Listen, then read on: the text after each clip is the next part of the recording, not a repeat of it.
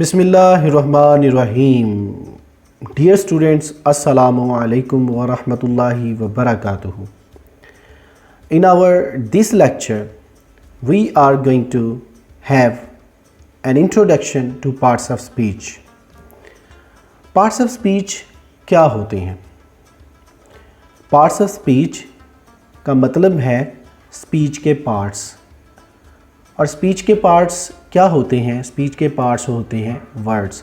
हम वर्ड्स को सेंटेंस में उनके फंक्शन, उनके रोल, उनकी पोजीशन की वजह से डिफरेंट काइंड्स और क्लासेस में डिवाइड कर देते हैं। इनकी ये डिवीज़न जो हम डिफरेंट काइंड्स या क्लासेस में कर देते हैं, इस डिवीज़न को हम लोग पार्ट्स ऑफ स्पीच का नाम देते हैं। सो याद रखें, पार्ट्स ऑफ स्पीच का नॉलेज इंग्लिश ग्रामर में इंग्लिश के सेंटेंस स्ट्रक्चर को समझने के लिए और सेंटेंसेस में वर्ड्स के मीनिंग्स को जानने के लिए बड़ा अहम किरदार अदा करता है। For example, he drinks water.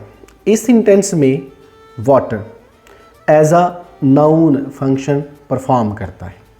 इस सेंटेंस में वाटर का जो रोल है वो एक नाम का है, एक नाउन का है।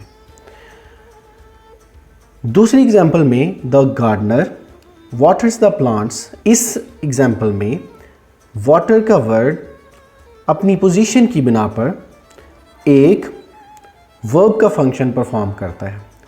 यहाँ एक बात वाज़िया होती है कि हम किसी भी वर्ड को देखकर उसकी पार्ट्स ऑफ स्पीच डिसाइड नहीं करते जब तक हम उस वर्ड को किसी सेंटेंस में इस्तेमाल होने के बाद नहीं देख लेते। याद रखें, सेम वर्ड एक सेंटेंस में अपनी पोजीशन और फंक्शन की बिना पर नाउन का रोल प्ले करता है और सेम वर्ड किसी दूसरे सेंटेंस में अपने फंक्शन और पोजीशन की वजह से एक वर्ब का रोल प्ले करता है। लिहाजा आप लोग कभी भी किसी वर्ड को जस्ट देखते ही उसकी पार्ट्स ऑफ स्पीच डिसाइड ना किया करें, बल्कि उस वर्ड के फंक्शन को पहले चेक करें और उसकी पोजीशन को पहले देखें कि वो सेंटेंस में किस पर्पज़ के लिए यूज़ हुआ है। Now the question is, what is the total number of parts of speech? Remember that the parts of speech are 8 in number, and they are nouns, pronouns, verbs, adjectives, adverbs, conjunctions, prepositions, interjections. Nouns. Noun is a word used as the name of a person or place और thing. Noun से मुराद एक ऐसा word है जो किसी person, किसी place या किसी थिंग के नाम को शो करेगा। यहाँ एक बात नोट करने वाली है कि जो वर्ड थिंग है, it includes all objects that we can see, hear, taste, touch और स्मेल।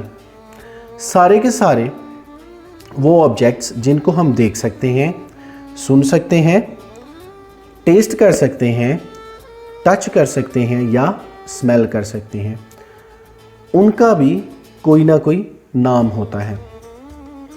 ठीक है। दूसरे नंबर पे समथिंग, कोई ऐसी चीज़ that we can think of, जिसके बारे में सिर्फ हम सोच सकते हैं, हम इमेजिन कर सकते हैं, but can not perceive by the senses, लेकिन हम अपनी सेंसेस के ज़रिए उसको परसीव नहीं कर सकते। उसका भी कोई ना कोई नाम होता है, उसे भी हम लोग नाउन कहते हैं।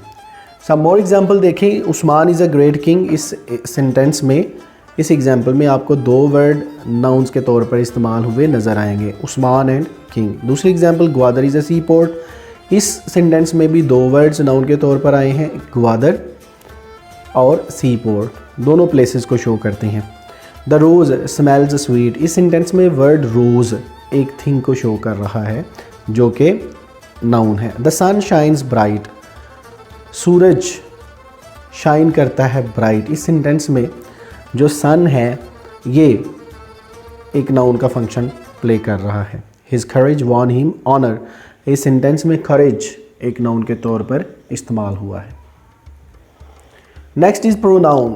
प्रोनाउन क्या है, डेफिनेशन देखते हैं। Pronoun is a word used instead of a noun, एक ऐसा वर्ड जो नाउन की बजाय उसकी जगह पर सेंटेंसेस में हम इस्तेमाल करते हैं, उसको हम प्रोनाउन कहते हैं। For example, John is absent because he is ill, इस सेंटेंस में ही एक प्रोनाउन है। The books are where you left them, sentence में देम एक प्रोनाउन के तौर पर इस्तेमाल हुआ है। Now you may be thinking why do we need pronouns when we have nouns. आप ज़रूर सोच रहे होंगे कि हमें प्रोनाउंस की क्यों ज़रूरत पड़ती है जबकि हमारे पास नाउन्स मौजूद हैं। तो it's answer is very simple, just to avoid the repetition of nouns, सिर्फ नाउन्स की रेपिटेशन से अवॉइड करने के लिए हमें प्रोनाउंस की ज़रूरत होती है। Look at these sentences, Ali is my cousin, Ali gets up early in the morning, Ali goes to vegetable market, Ali buys vegetables for Ali's family. In all these sentences, you can see the repetition of same noun Ali in all sentences that creates an awkward feeling, जिससे एक awkward feeling create होती है। लिहाजा अगर हम sentences में अली की जगह पर pronoun ही इस्तेमाल कर लें या his इस्तेमाल कर लें तो डेफिनेटली ये जो हमारी फीलिंग है जिसमें बार बार जो फीलिंग बार बार नाउन्स के रिपीट होने से पैदा होती है, हम इस फीलिंग से निकल आएंगे।